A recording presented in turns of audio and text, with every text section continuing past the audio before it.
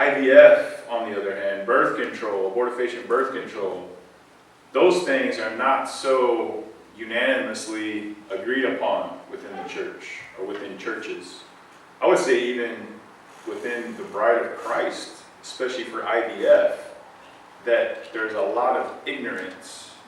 And I don't mean that like it's just people without knowledge of what in vitro fertilization is, why it's wrong, why it's not okay to participate in, why it is dehumanizing to unborn children. And, we can post stuff on the page about abortion, and the people that like our page that are with us or that are, against abortion, they agree with us, they comment, thumbs up, likes, all those things. But if we post something about IVF and how IVF is evil, how it's wicked, how it's dehumanizing, there will be a lot of Christians who are with us against abortion, but they're like, IVF, what are you talking about? That's not evil. Why would you post that? This is supposed to be about abortion.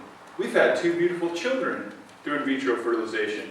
My nephew and my niece were born that way. And Christians and really the American culture in general tends to view IVF as a thing that is like pro-life or is for life, because what we see it as is that, no, we're creating life. We're like helping people that can't have children, who are infertile, to bring about life. And life's a beautiful thing. And I agree with that. But it's not a beautiful thing if in order to bring it about, we're dehumanizing people in the process. How many of you are familiar with in vitro fertilization? Okay, most of us, all right? Okay. So I'm not a scientist, I'm not like an expert in it at all, but through the process of my wife and I adopting embryos, I've learned a little bit about it. My wife probably knows more about it than I do. She did a lot of research and just reading different blogs and reading different medical websites to find out about it. So this isn't going to be like a scholarly talk, a scientific talk, or anything like that. What I want to do is just talk about why IVF is not okay, why it's unethical, whether or not it can be done ethically. So that's a question that's raised a lot on the page when we're having discussions, especially with Christians who have participated in it or who see it as a good thing. They're like, well, can it be done ethically? The pastor of the church that Russell and I and a lot of the guys in Norman came out of, that pastor's daughter did like 3 or 4 cycles of IVF. And I remember we were all in a theological and ethical roundtable together, and IVF was one of the topics that one of the people had they had to present on and had to either defend why it was okay or why it was not okay. And I remember our pastor saying, well, there's ethical IVF and there's unethical IVF. So I'll talk about that here in a little while. But suffice it to say that IVF is probably, in the most part, for the majority, accepted among Christians and accepted among Americans, because it's not as ugly as abortion. It's not the intentional killing of image bearers of God, but it is equally dehumanizing. And that's the case that I want to make tonight. So I just want to start off with a few statistics that we wrote a blog about it on the Abolish Human Abortion blog. If you go on there, you can look. I think it's called The Untold Millions. And so I'm going to give you a few numbers, and if you want to know how we got those numbers, the blog post actually goes into detail about how we came up with that. So just real quick, I'll just rattle some things off. In 2012, estimated that 790,000 to 1.1 million human embryos, human beings made in the image of God, died or were frozen in 2012. That's 1 year. 790,000 to a million. Okay? We have about 1.2 million children dying from surgical abortions every year.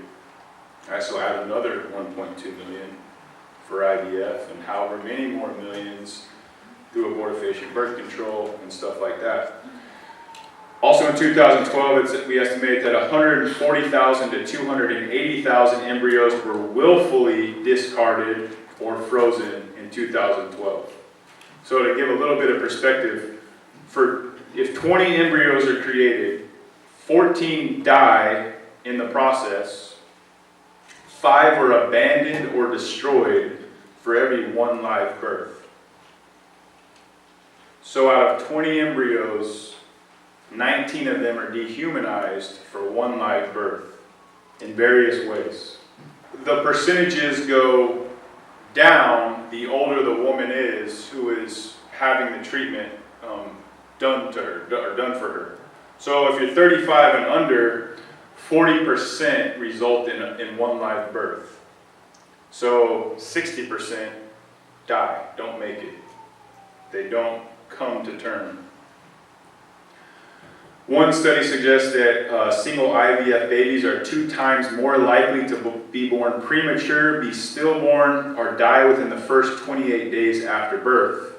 Now, they said it could be a combination of various things, the health of the woman, probably partially the health or age of the woman, and the IVF treatment, process itself.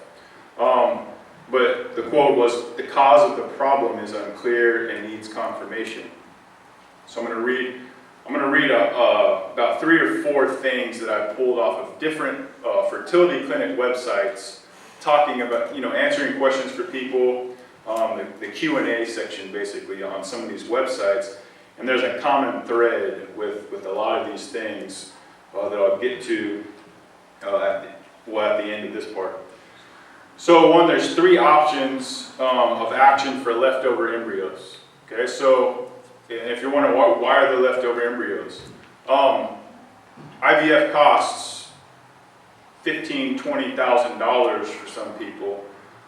So you don't just create 1 embryo, especially if there's only a 40% chance that that embryo is going to live, and it's actually probably a lot less because they're saying 40% chance when you create a bunch. So it's a lot less of a chance if you create 1 embryo. And usually it takes 3 times before you successfully have a live birth. Well, you're not going to want to pay $15,000 to $20,000 every time to create another embryo. You're going to create 10 to 20. And then what they do is they look at the embryos in a dish after they've been growing for 3 or 5 days, and they say, okay, these ones look good. These ones typically don't make it. They don't look good.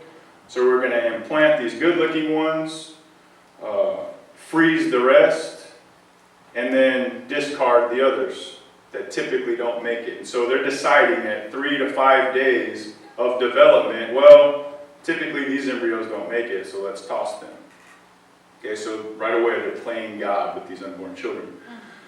So there's always excess embryos brought into existence through a cycle of IVF. Most women go through 3, 4, 5, sometimes 10 and 20 different cycles.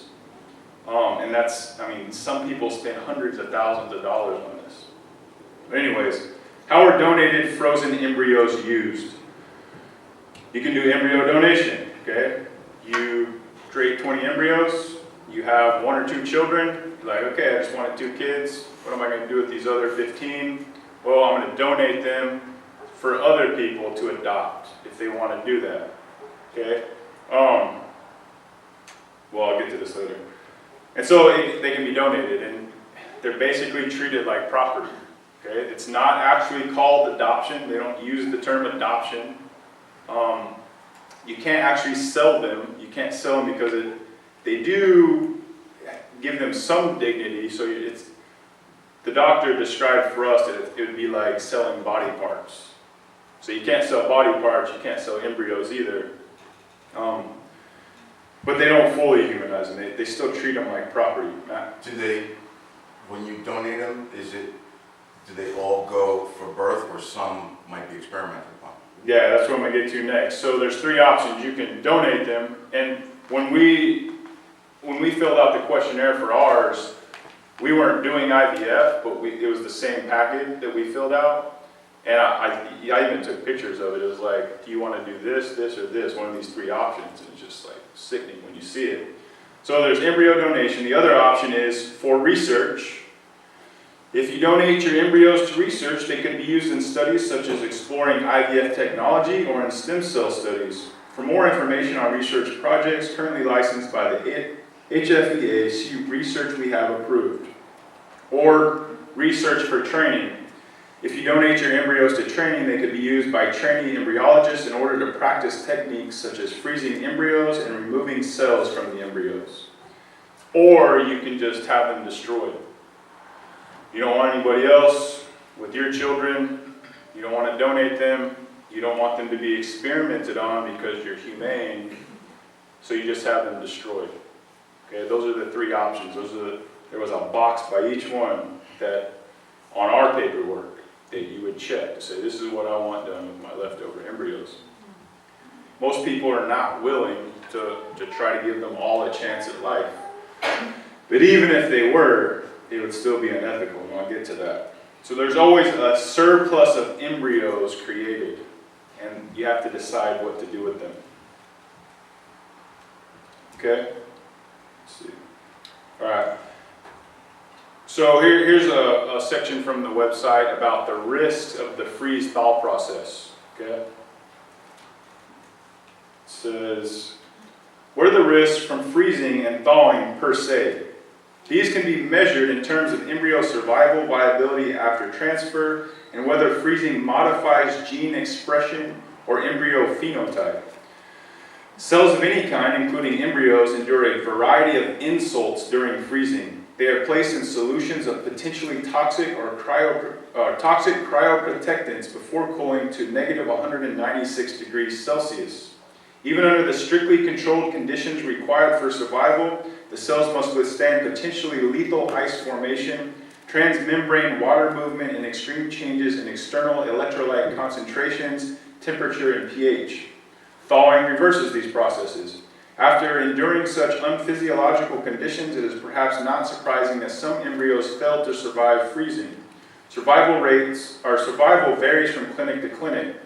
Freezing is hazardous for some embryos. 20 to 40% don't survive, and some survivors have one or more blastomeres damaged, but as many as 60% of embryos may be completely intact after thawing. So you may say, okay, usually doctors will implant like 2 or 3. If they're frozen, you're thinking, okay, I'm going to have 3 of them transferred, and we might have triplets, we might have twins. But then you get there and they're like, well, none of them survived the thaw. They were either dead after they were frozen, and they just sit there for 3, 4, 5, 10, 20 years, or they die when they're thawed. So you might get there, and 2 of your children have already died, and now you just have 1 being transferred in, and again, the percentage rates go down if you just have 1. Most of the times, they don't all survive the transfer. Okay? So you can see the way it's being talked about here. So the other question, do we have evidence that embryos are subtly changed by freezing? Okay? And the answer was that there are reports of modified gene expression. So like, our genes dictate like what color hair we have, how tall we'll be, our weight, those different things.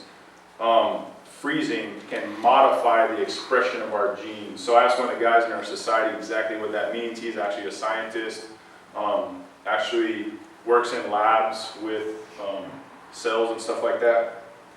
And he said, well, I mean, it could be like, you normally would have been born with blonde hair, but instead your hair will be black because the gene expression was modified through the freezing thawing process.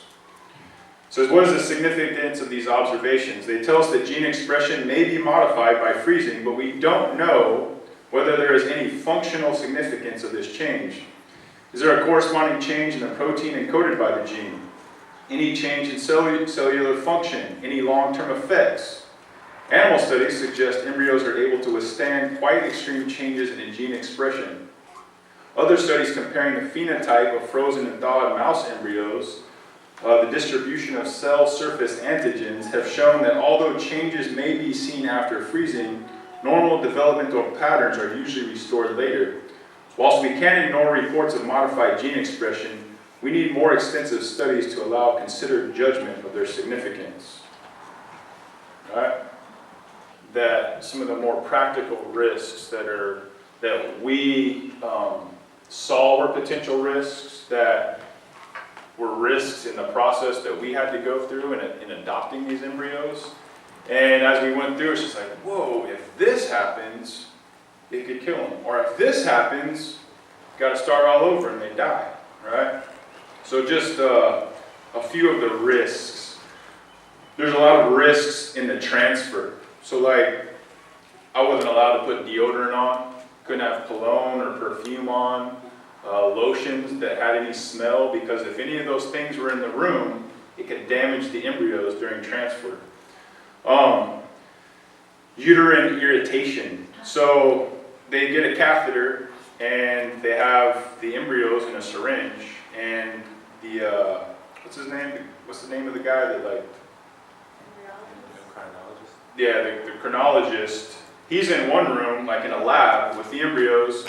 He starts thawing them about 3 or 4 hours or that morning, and then you come up there and they're thawed. He puts them in a syringe, and as soon as the woman is ready to have them transferred, he walks in the room, hands the syringe to the doctor that does the transfer, and they put them in through this catheter into the uterus. Now, if that catheter goes in there and irritates the uterine lining at all, if there's any drag is what they call it, if it doesn't just go in and then out without touching the wall of the uterus, it irritates the uterine lining, and the uterus is more likely to reject them, not allow them to implant. And so if he doesn't have a steady hand when he's transferring them, the doctor, they have to look on the sonogram as they're doing it, because they got to put them in a certain place. When they were doing it with Cicely, the whole screen was black. They're like, we can't see anything. We don't know. And they kept trying to, work it around and move it so that they could see. She's like, I think I'm in the right place. I'm just going to let him go. And she injected him in. And as soon as she did that, the screen appeared. And she's like, oh, okay, I got him in the right place. But it was kind of just like in the dark, a guessing game. And if she would have gone in the wrong place, it could have killed the children that we had adopted. And so there's all kinds of risks during the transfer process. Something could go wrong. If Cicely would have sneezed while she was in there, right when she plunged him in, if she would have sneezed or coughed, it could have killed him. And so there's all these little things that you don't think about that can go wrong that normally don't, but you're putting these human children in unnecessary dangerous situations, unnecessary and unnatural dangerous situations. Unforeseen acts of nature. You're like, wait, what? So Oklahoma has ice storms, okay? It's the transfer day. It has to be this day. So Cicely went in, they checked her numbers, the thickness of her uterine lining, her progesterone numbers, estrogen numbers, all this. And when it was at a certain point, it had to be 3 days or 5 days later. It had to be that day, okay? In the morning, the endocrinologist goes in there, he starts thawing these embryos out. And once they're thawed, they only last for a couple hours. You can't start over, you can't freeze them again, you can't hold them until the next day. There was supposed to be a major ice storm. And we have to drive 2 hours to Tulsa from Oklahoma, from Norman. And we were going to get up and go in the morning. We had to be there by 10 o'clock. Some friends of ours got us a hotel. We drove up that night at midnight to Tulsa, stayed in a hotel so that we were right across the street. But then we're like, man, what if there is an ice storm and the doctors can't get there? What if they have a wreck on the way? And these embryos are being thawed out. If that happens, they die. These 2 human beings are dead. Not to mention the more trivial things. You spent $12,000 on the process. You've gone through rounds and rounds of injections in the stomach, in the buttocks, with needles that are like this long. And it's just this whole emotional roller coaster of a process. And just like that, you could have to start all over, and these humans could die. All right? Now, there was a complication with Cicely. Everything was going good. She's had 3 C-sections for our 3 children that we currently have that are outside of the womb. And there was a lot of scar tissue on her cervix. And so they do a trial transfer before you actually go in for the real thing to make sure there's not going to be any problems. We go in there for the trial transfer, and she's on the table for like an hour and a half. And if that would have been the real thing, they would have died because her cervix was, or her uterus was aggravated. It would have rejected the embryos. They couldn't even get the catheter in because there was scar tissue. So she had to have a cervix dilation, cost another $2,000 to have that done, on top of the $10,000 we'd already paid.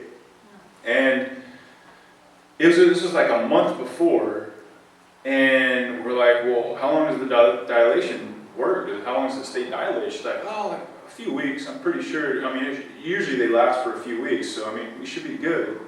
But we could have come in, and her cervix could have closed back up. The embryos are thawed.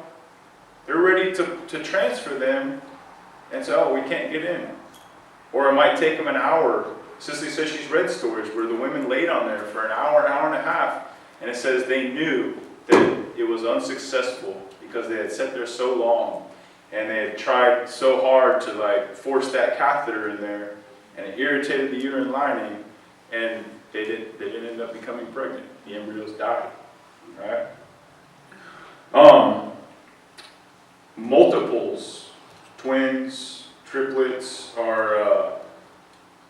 There's a higher probability that will happen in IVF because they, put 2 or 3 in. They transfer 2 or 3. Each of those 2 or 3 could divide, and then you got 6. You got Octomom, who had like 8 of them. Okay, so 1, that's a more dangerous pregnancy. Okay, 2. With the mindset of our culture, what does a woman do? Well, I'm not going to put my body through triplets, so I'm going to selectively reduce some of the embryos so they kill 1 or 2 because they just wanted 1. And they do it with no problem. It happens all the time. It's called selective reduction. We read a lot of testimonies of women who said they became so obsessed with having children that they sacrificed the good of their families, their husband, their kids, and they were so focused on that. And they went through 3 or 4 cycles, it failed, and they're emotionally distraught. They're not loving their husbands or their children the way they're supposed to because they're so focused on having their own child. And finally, they end up getting pregnant, one of these stories. And she got pregnant, they divorced, and so she went and killed the baby after all of that. Wow. Now, does it happen every time? No, but it destroys marriages sometimes. And sometimes people are like, well, I'm not in the marriage, I'm going to kill the baby. And this lady talked about it, it just drove her crazy, and she became fanatical about having her own child.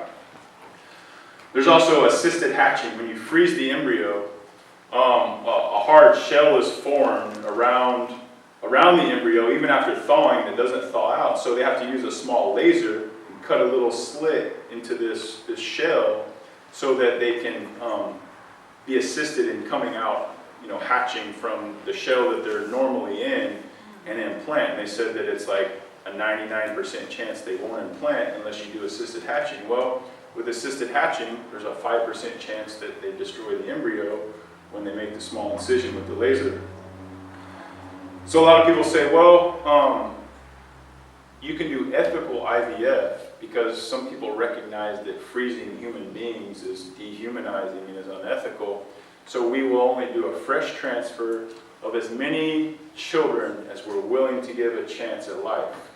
So at the most, you can do 2 or 3 in a fresh transfer. That means they harvest the eggs, they create them in the petri dish, and 3 days later they transfer them in without freezing.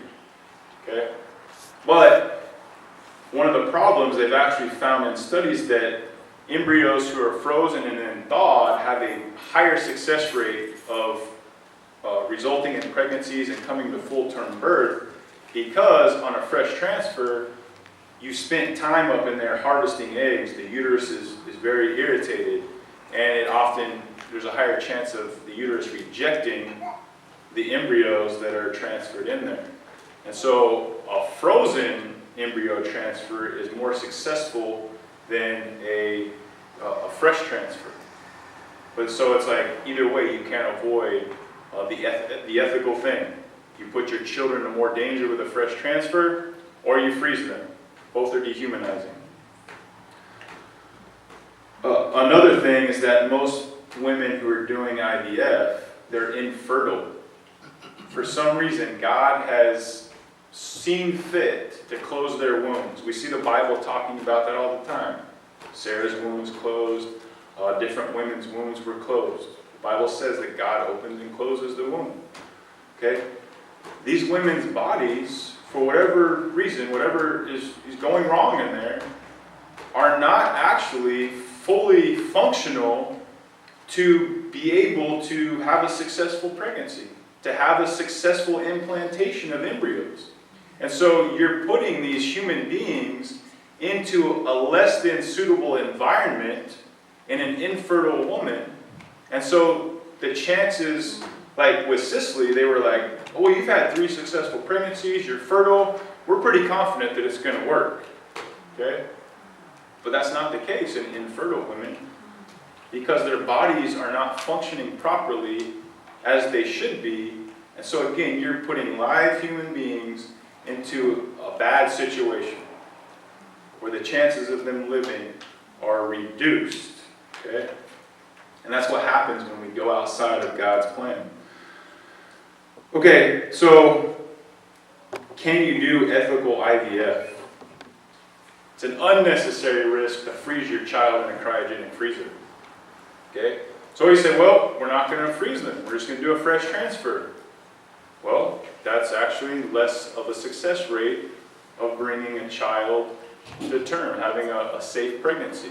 And again, you're putting these children into an infertile body that is more likely to reject the child. Here's some other reasons that IVF is unethical. Okay? In Oklahoma, there are, is it 80,000 or 800,000? I think it's, no, 8,000, sorry, 8,000 children in foster care. There's orphans all around us, all among us. And when we go do IVF, what we're saying is we're going to ignore the orphans that are already among us. We're going to create potentially more orphans, and we're going to create children that we're going to put in dangerous environments. So it's ignoring the orphans among us because we just got to have our own children. Now you might say, well, does that mean we should just stop trying to have children naturally too? Well, no. God has said that is good. He has not said creating children unnaturally, spending tens of thousands of dollars to do it, and putting them in dangerous situations is good. Okay? So 1, it ignores the orphans among us. 2, it puts the children in a dangerous situation no matter which way you spin it. 3, you unnecessarily give money to an industry that dehumanizes 1 million children every year, that perpetuates the dehumanization of children. Okay? Now, something that I've wrestled with along those lines there, I gave money to the IVF industry to rescue 2 children. And I'm trying to think, well, how is that not a compromise with evil? How is that not doing evil so the good may come? Well, it's kind of like adopting children from a third world country.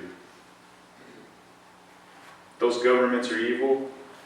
Some abolitionist friends of ours are being extorted for thousands of dollars. They treat the children like property and they traffic them basically. And you pay the $5,000 you're supposed to pay that they told you at first, and then they hide the children from you and they extort $5,000 more and make it as difficult as possible to get these children. But I think adopting children from a third world country is a good thing. Fostering children, adopting children out of the foster care system. I think that's an evil system. I think it's wicked. Our government's wicked. But we're still rescuing those children out of that system.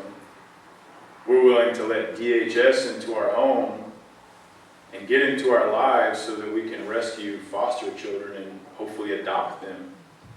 Okay, so, you know, again, even like shopping at Walmart, shopping at Starbucks, or all these different places, like, we live in a culture of death. There's no more than 6 degrees of separation from anything that we do in this country that doesn't somehow have its hands in dehumanizing children. And so I see this is the only way to rescue these children. It also is an opportunity to bring to light the dehumanization of these children. So I can come and talk about IVF and embryo adoption because I've gone through it. And people have seen on Facebook that we've adopted children through leftover embryos, through leftover IVF, and it's brought awareness to them. And they're like, hey, we're interested in that. Can you tell us a little bit about it? And it's humanizing these children. They've been stuck in freezers, treated like property, their lives put in danger, abandoned by their parents. And we are giving them dignity back and rescuing them from prison, rescuing them from being orphans. All right? So, I don't think that adopting embryos is the same as far as like giving money to an evil industry as doing IVF unnecessarily. So when I say one of the reasons IVF is unethical, I say because you are unnecessarily giving money to that industry that dehumanizes these children. IVF is not necessary. Rescuing the orphans is necessary because they have a shelf life. They can't survive in cryogenic freezing forever. The longer they stay there, the higher chance that they're going to die. I think the oldest reported living human today that was like as a result of IVF was like 20 years old, frozen. We have friends in Oklahoma that were the first ones to do this that we knew of, and their children were frozen for 11 years. She had twins. They just celebrated their first birthday, and they were 12 years old on their first birthday, technically. Wow. The embryos we adopted were frozen 3 years. 3 years. Okay, but the longer they're frozen, the higher chance they're going to die. Every day they're in there is a chance that they die. So we can't leave them there. The Catholic Church, they teach that any unnatural means to get pregnant or procreate is sin. And I've had several Catholics tell me this. The Pope has said we are just to leave them there and let them die naturally. We're just to abandon them because it's sinful for us to adopt them and unnaturally have them transferred and implanted into the wombs of women. I disagree with that. All right. Just some of our experiences in embryo adoption. Okay. Like I said, we had friends that did it. Some other of our friends tried 2 or 3 times the grace. 2 times, and both times the embryos died. I think a total of 4 children in that. But Cicely and I, when we had our children, we were really naive after we had my youngest. And she had 3 C-sections. It was recommended that she had the tubes tied. After 3 C-sections, it could be dangerous, and so she had her tubes tied. And so, she's infertile basically now. And we have a heart for orphans. We have a heart. We've fostered children in the past, and when we saw, that there's a great need. If there were 1 million a year created and a couple 100,000 frozen in 2012, how many are there frozen right now, abandoned to cryogenic freezers? Untold millions, right? And so we wanted to have an opportunity also to to shine a light on this, to have a testimony to give about it, to be able to tell other people and bring awareness about it. So she was like, I really think we should do this. And I'm kind of a pessimist with a lot of things and see like the glass half empty. That's one of my downfalls and stuff. I'm just like, yeah, it's never gonna happen. Like I'm thinking in my head, but I'm like, yeah, that'd be cool. That'd be cool if we could do it. She's like, yeah, we should do it. So we talked about it for probably a year, just how much we wanted to do it. She's like, well, are we gonna move on this? Are we gonna actually start taking steps? And she would bring it up every once in a while, like, oh yeah, that'd be cool, that'd be cool. Okay, yeah. So we saved our tax return 1 year. It's about $4,000. Different people said, hey, I'll help. I'll give you some money if you're gonna rescue these orphans. And so different people gave us money so that we could do it. We thought it was gonna be about $6,000 or $8,000 total. But the package is like $5,800. There's like a package, an embryo adoption package, except they don't call it adoption, property transfer package or something like that. And it's $5,800. That includes like a legal fee. You got to stand before a judge, and they got to like transfer the property and say, hey, you will be the legal guardians if you have a pregnancy that comes to term. You can't expect the biological parents to have to take care of them later if you don't want them anymore. Apparently, that's happened. So we started the process, and we had paid like a couple of $1,000s, and the package hadn't even kicked in yet. We thought we were paying towards the package, the $5,800 that it was going to be. But they did tell us the medication was going to be separate, but it didn't even start till after we had paid like a couple of $1,000s for different visits and stuff, and then the medicine on top of that was $1,500, and that was just enough medicine to get you to whether or not you were pregnant. Once you found out you were pregnant, you had to buy $1,500 more worth of injections of progesterone and estrogen patches. So that's $3,000 more that we didn't expect. And then her surgery, they told us to dilate her cervix was going to be $12,000 at the hospital. And at that point, we were just like, we're not going to be able to do this. We already paid a few $1,000s, and we're just like, we can't come up with $12,000 more. We got a lot of friends, but I don't think we can come up with $12,000. So I called, like, is there anything that we can do to like reduce the cost or like something? And they're like, well, the anesthesiologist comes once a month to harvest eggs from women, and he's actually there, so because you have to have an anesthesiologist, they're like, you know what, he's going to be here next month at this date, why don't you come in and we can do it for $4,000. We're like, oh, well, that's doable. I mean, maybe we can come up with that. And then she called us back. Cicely was reading George Mueller. We homeschool, so she's reading George Mueller to the kids. They're reading the stories about how, had no food. They sat at the dinner table, empty plates, and they say, Lord, we thank you for the meal you're about to provide.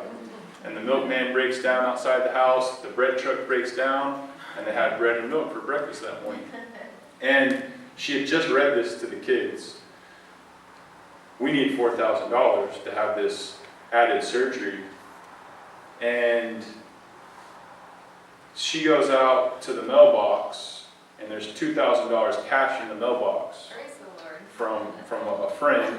And then we get a call from the IVF clinic, and they say, you know what, we gave you last year's number, it's only going to be $1,960. So we had the money to pay for the surgery and to eat when we were in Tulsa and pay some of the gas. So it was like exactly enough. And she was just like broke down in tears, was like, whoa, this George Mueller stuff is real. And we just saw God providentially working in so many different things. But they have like a book that you have to flip through to pick embryos. At Tulsa, they don't have embryos there. And so every once in a while they'll get some. And then there's a waiting list. It could be 6 months to 2 years, they have told us. We were willing to take any embryos. There's 5 couples ahead of us, they had specific types of children that they wanted. They wanted some designer children. And they're like, the nurse said, well, we had 3 sets, so 6 children, African-American children that were, came back into reserve into the clinic. 2 sets had been adopted out, and there were 2 more there that the 5 people in front of us did not want because they were African American. And we were like, we kind of wanted African American children. Well, heck yeah, we'll take them. We'll take any of the children that are here. And then it was like, God actually even granted our desire for African American children. And so that was just like, wow, like we jumped to the front of the line. Like we went there for our initial interview thinking, okay, it's going to be 6 months, maybe 2 years. And they were like, sorry, this is inappropriate. Well, when did you finish your period last? Like, what was the exact day? Because we could like start the process right now. And we're like, really? Are you serious? Like, we thought we were going to have to wait 2 years. And we can start right now? But we couldn't remember the exact day, so just to be safe, we pushed it back to the next month. But within a month, we had started the process, stood before the judge, and had adopted 2 new children. So God was just opening these doors, just everywhere for us, providing the funds, providing the money, with good brothers and sisters just willing to give. They were unable to do it themselves, but they wanted us to be able to do it.